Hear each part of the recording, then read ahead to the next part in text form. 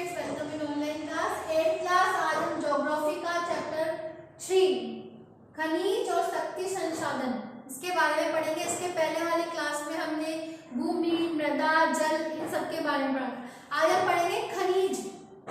खनिज क्या है, खनिज संसाधन क्या है और शक्ति के संसाधन क्या है। ठीक है कि आपके चैप्टर में बताया गया है कि किसी कीरी और शुक्रान से मिलने धनबाद के निकट उसके पैतृक स्थान पर जा रही थी। कि कीरी एक, आपको यहाँ पे एक छोटा सा वृतांत बताया गया है कि कैसे उसको इस खनिजों के बारे में उसको जिज्ञासा हुई जानने के लिए कि कीरी और शुक्रान से मिलने धनबाद के निकट उसके पैतृक स्थान पर जा रही थी। कीरी विशाल काले क्षेत्र को देखकर आश्चर्यचकित हो गई कि जब वो वहां जा रही थी तो उसने देखा कि वहां के जो एरिया थे वो बहुत काले थे। तो उसको देख के वो बहुत आश्चर्यचकित हुई। सुकान से ये स्थान काला और धूल भरा क्यों है, वो सुकान से पूछती है कि ये स्थान काला और इतनी मिट्टी धूल भरी क्यों है यहाँ पे। तो उसने ये बताया कि यहाँ पर कोयले की खदानें हैं, इनके कारण यहाँ पे काला और धूल है। क्या आप जानते वहां पे ट्रकों को देख रही हो, ये सभी खनिज कोयले से ले जा रहे हैं। सुकान ने उत्तर दिया। खनिज क्या है कि वापस कीरी पूछती है कि सुकान कहता है कि हमने कभी अपनी नानपाई को बिस्कुट बनाते हुए देखा है।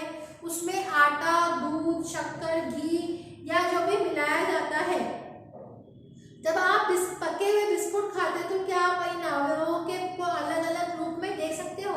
नहीं। कि अगर जैसे अगर आपने रोटी बनाई तो रोटी में हमने आटा, नमक, पानी सब इंक्लूड किया है, लेकिन जब आप उसको खाते हो तो क्या आप उसमें आटा अलग कर देते हो, पानी अलग कर देते हो, नमक अलग कर देते हो? नहीं करते ना, क्योंकि वो किसी भी चीज को बनाने के बाद में वो एक इकाई के रूप में कार्य करती है।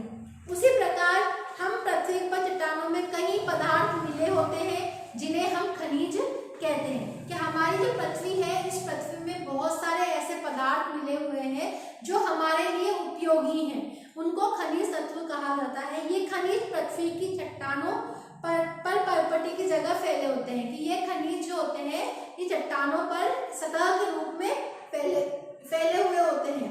प्राकृतिक रूप से प्राप्त होने वाले पदार्थ जिनका निश्चित रासायनिक संगठन हो वो खनिज है। कि हमारी पृथ्वी पर जितने भी जो हमें प्राप्त होते हैं या आंतरिक रूप से जो पदार्थ हम लोगों को मिलते हैं वो निश्चित रूप से किसी रासायनिक संगठन से होते हैं। क्योंकि हमारी पृथ्वी के अंदर बहुत सारी ऐसी प्रक्रियाएं होती हैं जिसको बनने में बहुत लाखों समय लग जाता है, लेकिन उसमें एक रासायनिक प्रक्रियाएं द्वारा वो एक गैसों के निर्माण से या अपघटन से, संगठन से वो क्या करती है, एक कठोर रूप ले लेती है, फिर वो खनिज कहलाते हैं। खनिज सभी स्थानों पर समान रूप से वितरित नहीं है। ऐसा नहीं है कि सभी जगहों पर या सभी चीजें वस्तु पाई जाएगी, ऐसा नहीं। कहीं पे कोयले की खदानें ज्यादा होगी, वहां कोयला निकाला जाएगा, कहीं पे एल्यूमिनियम, लोहा, कोयला ये सब निकाला जाता है। खनिज विभिन्न प्रकार के भूवैज्ञानिक परिवेश में अलग अलग दशाओं में भी निर्मित होते हैं। क्योंकि हमारी पृथ्वी जो है वहां का वातावरण सभी जगहों पर एक समान नहीं होता। तो पृथ्वी के अंदर जो होने वाली प्रक्रियाएं भी हैं वो भी सभी जगहों पर एक समान नहीं होती, अलग हस्तक्षेप और वे किसी भी मानव के हस्तक्षेप के बिना ही होती है। कि यहाँ पे किसी का भी हस्तक्षेप नहीं होता। इनको खनिजों को निर्माण करने में मानव का कोई हस्तक्षेप नहीं होता। ये सभी प्रकृति के द्वारा या प्रकृति के द्वारा पूर्ण की गई एक प्रक्रिया होती है जिनको हम निकाल कर बाहर देखते हैं।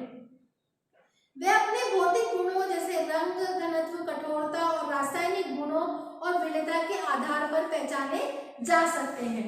अब आता है अगला टॉपिक कि हम इसको देखा जाए तो हम इसको देखते हैं कि या तो जैसे कोयला है तो आप उसको देखते भी जाने कि काला है कोयला, तो हम उनको रंगों के आधार पर उसको हम पहचानते हैं। अब आता है हमारे खनिज के प्रकार।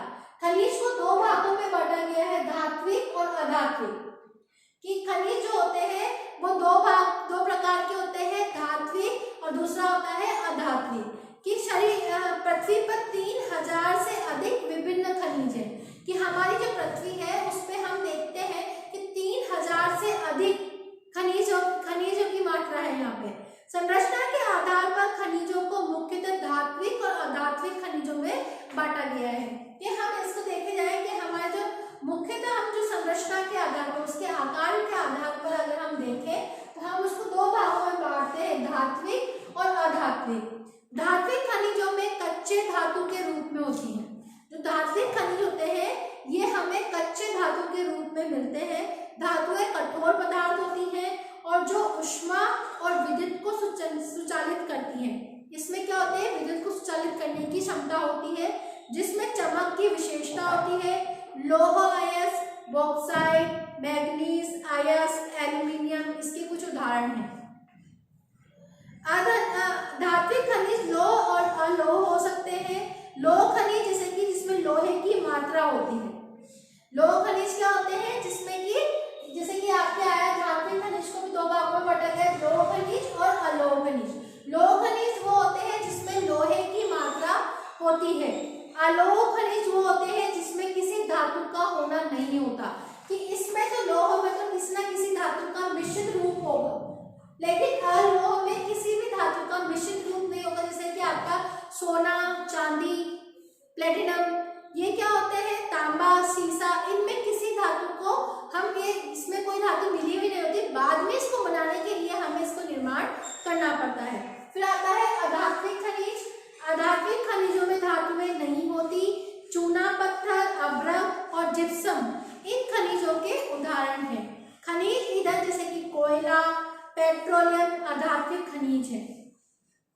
अब इनको निकालने की प्रक्रिया, कि जैसे कि तो धातु को हमें पता लगे कि धातु है, लेकिन अब इसको कैसे बाहर निकालें, तो इसके बाहर निकालने की, खनन की या प्रावधान की, आंकलन को निश्चित करने के लिए इसका जो खनिजों का निष्कर्षण होता है, इसको बाहर निकालने की जो प्रक्रिया होती है वो तीन प्रकार से होती है।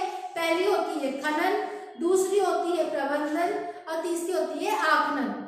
खनन जो होता है वो दो प्रकार से होता है, विकृतकरण और कूप की खनन। कि पृथ्वी की सतह जो होती है, हमारी जो पृथ्वी होती है, जो सतह होती है वो बहुत सारी शेल चट्टानों से घिरी हुई होती है और उसके अंदर खनिज निकालने की जो प्रक्रिया होती है उसको खनन कहा जाता है। मतलब किसी खनन का मतलब होता है किसी चीज को खोद कर उसको बाहर निकालना। खनिजों के में कम गहराई में स्थित होते हैं तो वो पृष्ठीय स्तर को हटाकर निकाल देते हैं। जो खनिज कम गहराई में स्थित होते हैं तो उनको थोड़ा सा खोद कर ही बाहर निकाल दिया जाता है और इसे विवृत खनन भी कहते हैं। खनन वेदन जिन्हें कूपुक कहते हैं, अधिक गहराई में स्थित निकालने, जैसे कुआं खोद कर किसी को निकाल तो उसमें अधिक गहराई में निकाले तो उसको कूप की खनन भी कहा जाता है। पेट्रोल वगैरह इसी खनन के द्वारा निकाले जाते हैं। इन्हें बाहर निकालने के लिए गहन कूपों की आवश्यकता होती है, इसे प्रबंधन कहते हैं। और सतह के निकट स्थित खनिजों की जिस प्रक्रिया द्वारा को आसानी से हटाकर उसको निकालकर खोद कर निकाला जाता है उसे आकलन भी कहा जाता है। ठीक है, आज आपका ये खनिज के प्रकार पढ़े थे हमने और खनिजों के निष्कर्षण पढ़े थे। ठीक है, अगली क्लास में अब हम पढ़ेंगे कि खनिजों का उपयोग कैसे है या उनका संरक्षण हम किस तरह से कर सकते हैं। ठीक है।